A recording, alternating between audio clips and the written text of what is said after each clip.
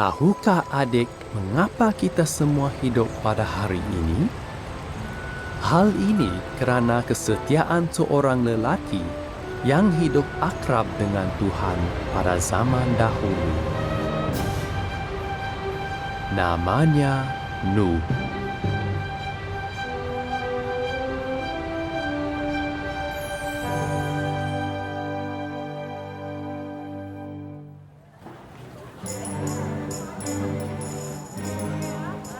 Di Kejadian bab 6, Bible memberitahu kita bahawa pada zaman dahulu, kira-kira 600 tahun setelah manusia pertama, iaitu Adam, mati, beberapa malaikat di syurga nampak gadis-gadis di bumi.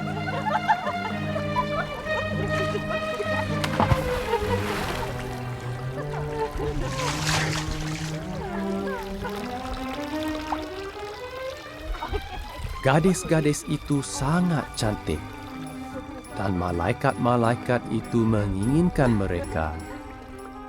Maka malaikat-malaikat itu menjadi seperti manusia agar dapat berkahwin dengan mereka. Perbuatan itu salah. Wanita-wanita itu melahirkan anak yang membesar menjadi gergasi yang dipanggil Nephilim.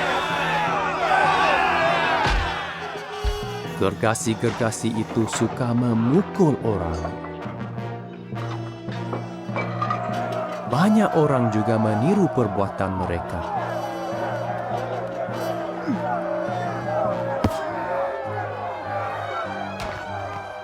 Bahkan kanak-kanak pun menjadi pembuli.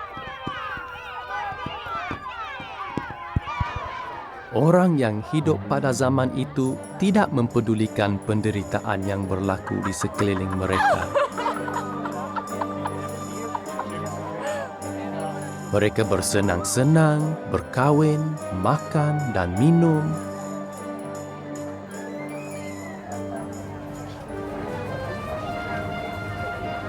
Mereka berjual beli dan tidak peduli tentang Tuhan.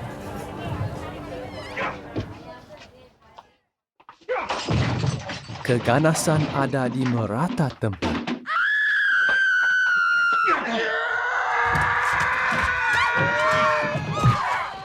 Orang yang tidak bersalah ditindas. Apakah perasaan Tuhan Yehova semasa melihat dunia yang jahat ini? Dia nampak betapa jahatnya manusia di bumi. Fikiran manusia sentiasa dipenuhi kejahatan. Yehova sedih kerana manusia menjadi jahat.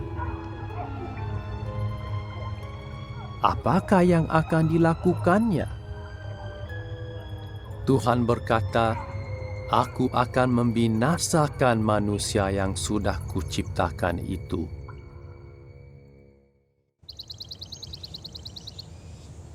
Adakah ini bermaksud bahawa tiada lagi manusia yang akan tinggal di bumi? Tidak. Bible memberitahu kita bahawa meskipun bumi dipenuhi kejahatan, ada seorang lelaki yang taat kepada Tuhan, Nuh. Lelaki ini dan isterinya mempunyai 3 orang anak lelaki. Mungkin Yafet ialah anak yang sulung.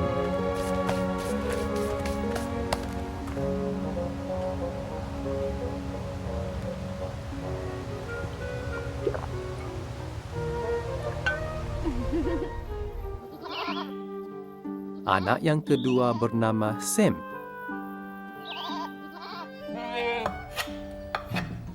Anak yang bongsu bernama Ham.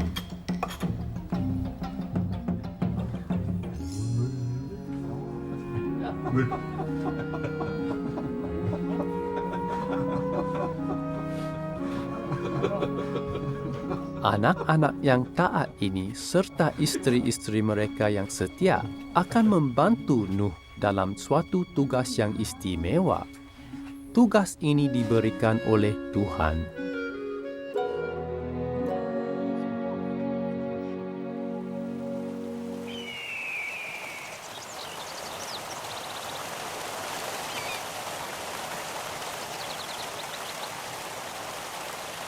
Mengapa Yehova berasa senang hati terhadap Nuh? Apakah yang membuat Nuh istimewa? Nuh seorang lelaki yang setia. Dia menyembah Tuhan dan hidup akrab dengannya. Dia berbeza daripada orang lain kerana dia mentaati Tuhan.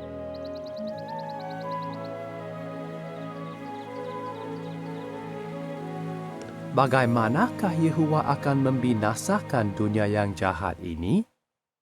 Dia berkata, "Aku akan mendatangkan banjir untuk membinasakan setiap makhluk yang hidup di bumi. Air yang dalam akan menghanyutkan segala sesuatu."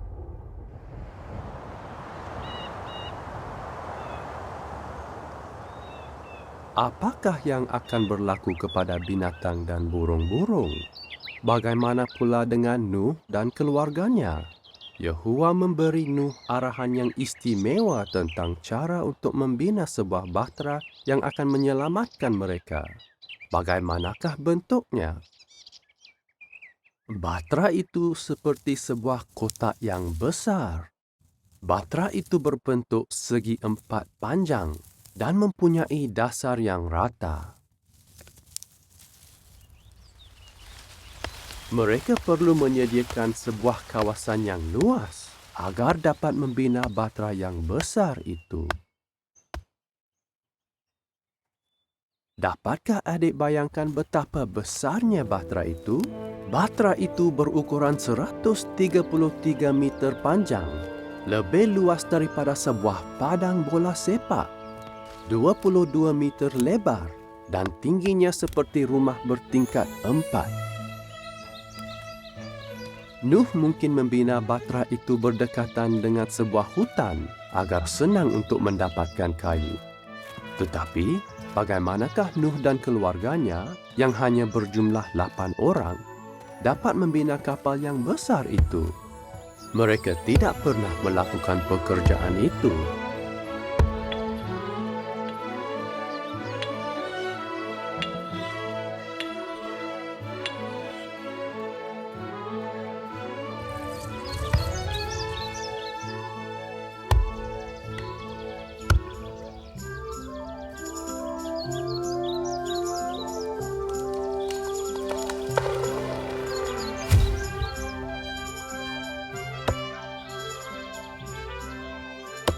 Dengan bantuan Tuhan, mereka dapat membina bahtera itu.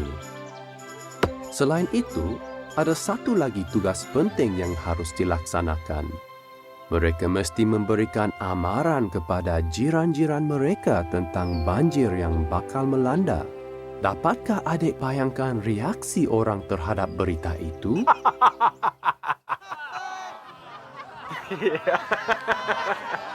Mereka mungkin berkata, "Kamu sangat bodoh. Mengapa kamu mahu membina kotak besar ini di sini? Kamu membazirkan masa saja. Dunia kita tidak akan musnah." Mereka tidak peduli terhadap amaran Nuh dan meneruskan hidup seperti biasa. Tetapi Nuh mendengarkan Tuhan dan bukan jiran-jirannya. Dia dan keluarganya mengambil masa yang lama untuk membina bahtera itu. Selama kira-kira 40 tahun, mereka terus bekerja keras untuk membina bahtera itu.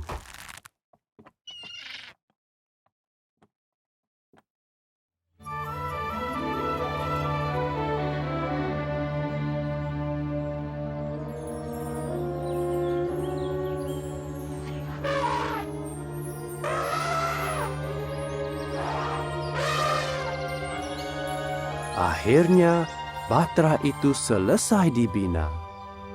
Bahtera itu kalis air. Mereka memasang tingkap di sekeliling bahtera supaya cahaya dan udara segar dapat masuk. Mereka juga membuat sebuah pintu besar di bahagian tepi bahtera.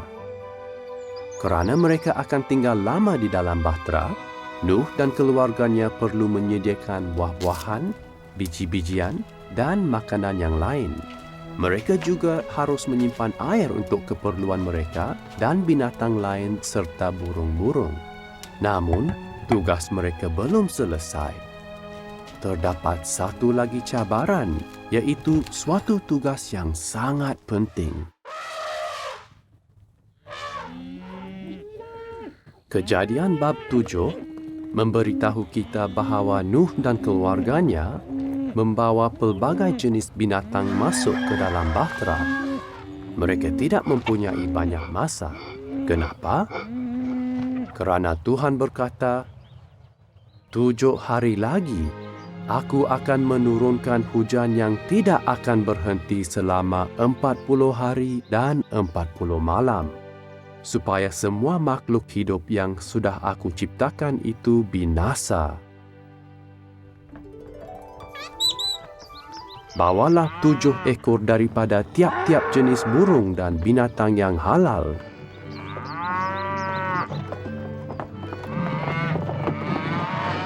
Tetapi hanya 1 pasang daripada tiap-tiap jenis yang haram.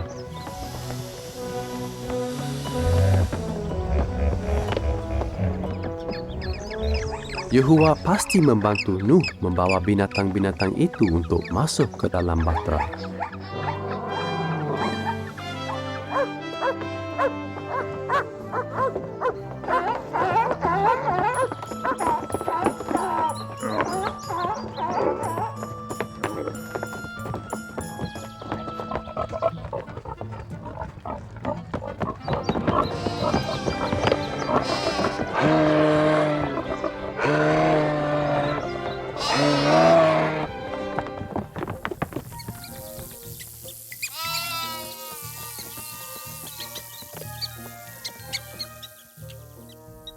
Tidak ada yang tertinggal, bahkan binatang yang sangat kecil,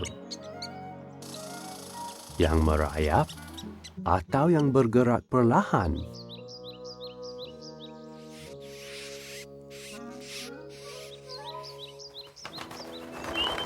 Adakah Nuh membuang masa? Adakah dia berfikir, esoklah baru saya buat? Tidak. Dia melakukan segala yang diperintahkan Yehova kepadanya. Tugas itu tidak mudah, tetapi Nuh dan keluarganya membuktikan bahawa mereka taat dan takut akan Tuhan.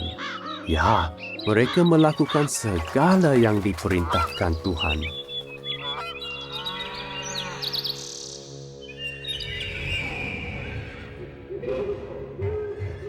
Apabila semua binatang masuk ke dalam bahtera, Yehova menutup pintu.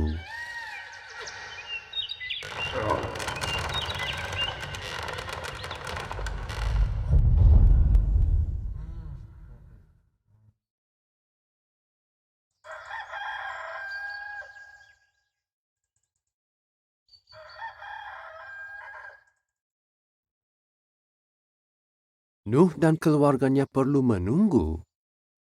Adakah banjir akan berlaku? Atau adakah mereka seperti orang bodoh yang terkurung di dalam bahtera itu?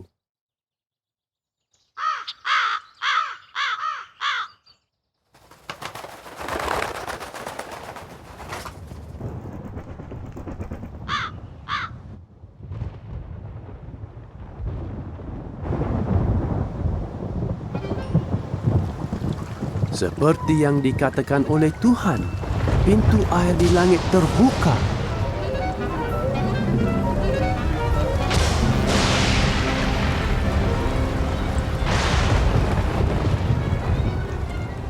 Lalu hujan turun tanpa henti.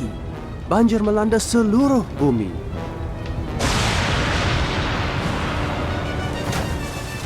Hujan turun selama 40 hari dan 40 malam. Ya, Yehova menepati janjinya. Air semakin naik. Cuba bayangkan perasaan semua yang berada di dalam bahtera semasa bahtera itu mula terapung.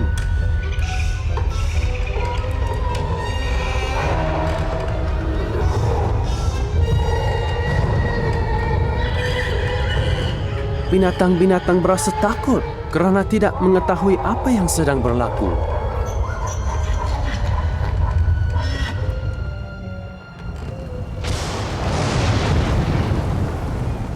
Air semakin naik sehingga Bahtera terapung pada permukaan air. Akhirnya, gunung-gunung yang tertinggi juga ditenggelami air. Bumi dipenuhi air selama 150 hari. Apakah yang berlaku kepada semua orang jahat dan ganas, iaitu mereka yang tidak mempedulikan amaran Nuh? Mereka mati lemas. Sepanjang waktu itu, Bahtera terus terapung di atas air. Nuh dan keluarganya tetap sibuk. Mereka menjaga keperluan sendiri dan keperluan binatang-binatang.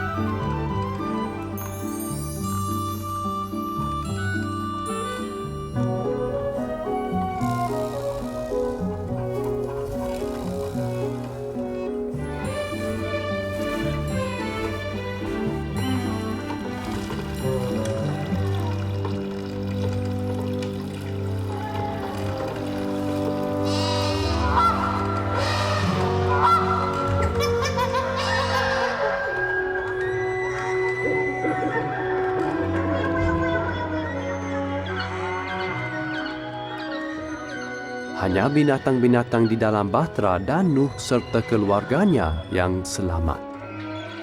8 orang selamat kerana mereka taat kepada Yehova dan mengikut perintahnya.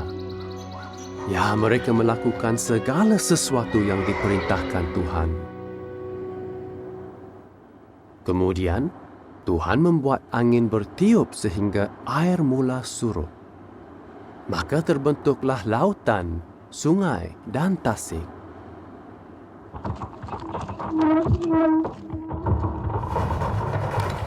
Bayangkan perasaan Nuh dan keluarganya semasa Bahtera itu berhenti di sebuah puncak di pergunungan Ararat.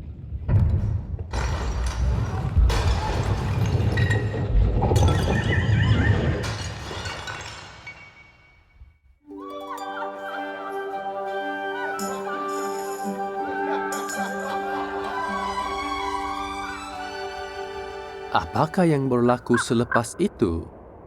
Kejadian bab 8 berkata bahawa Nuh melepaskan seekor burung gagak untuk mengetahui sekiranya air sudah surut.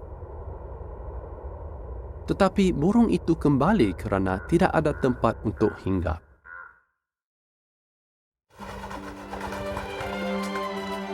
Kemudian Nuh melepaskan seekor burung merpati. Tetapi burung itu pun tidak menjumpai pokok untuk hinggap.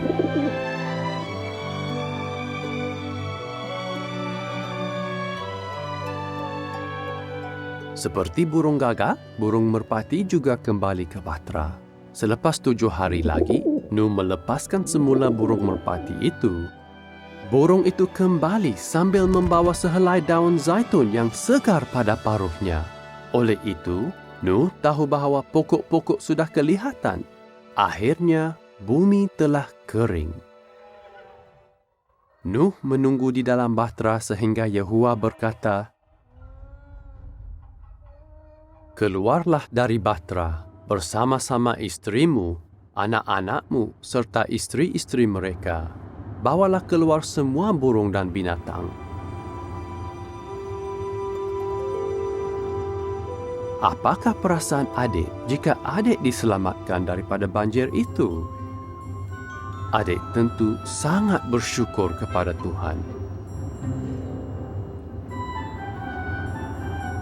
Itulah perasaan Nuh dan keluarganya.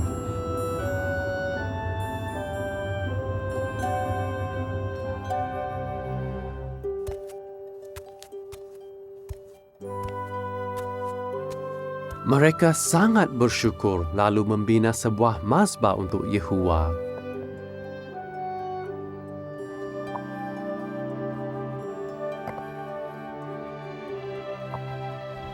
Mereka mempersembahkan korban untuk mengucap syukur kepada Tuhan. Tuhan berasa senang hati dengan korban itu.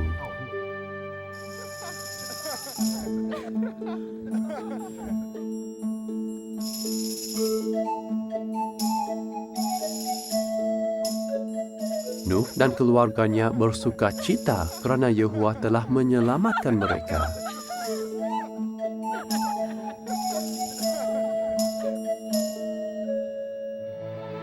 Kemudian, Yehova memberkati mereka dan menyuruh mereka untuk memenuhi bumi dengan keturunan mereka.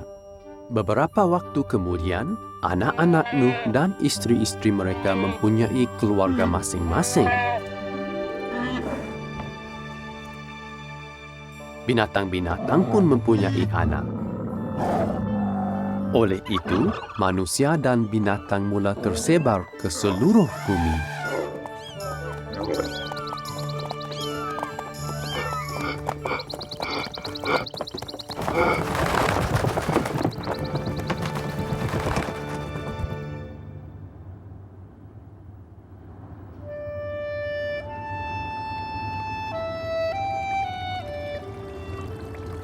Yehova membuat perjanjian dengan Nuh dan semua manusia. Aku berjanji bahawa banjir tidak akan memusnahkan bumi lagi. Dia memberi mereka suatu tanda yang cantik di langit agar mereka mengingati perjanjian itu. Tuhan berkata, "Aku menempatkan pelangiku di langit. Pelangi menjadi tanda perjanjianku dengan dunia." Adik juga dapat menjadi seperti Nuh. Apakah caranya? Belajarlah daripada teladannya yang baik. Dia dan keluarganya mementingkan hal-hal rohani. Mereka bersama-sama membina bahtera dan menjaga binatang-binatang. Mereka juga menginjil kepada orang yang tidak beriman. Ya, Nuh menyebarkan apa yang benar di mata Tuhan. Nuh hidup akrab dengan Tuhan. Kita juga harus berbuat demikian. Bagaimana? Kita mesti mengkabarkan berita baik bahawa Tuhan berjanji untuk melenyapkan orang jahat. Dia akan menjadikan bumi sebuah firdaus bagi orang yang menyembahnya dan yang mengikut anaknya Yesus. Pada masa itu, Nuh dan keluarganya akan dihidupkan semula. Adakah adik dan keluarga adik akan berada di situ? Adakah adik akan berada di Firdaus dan bercakap dengan mereka? Jika adik hidup akrab dengan Tuhan, adik pasti akan berada di Firdaus.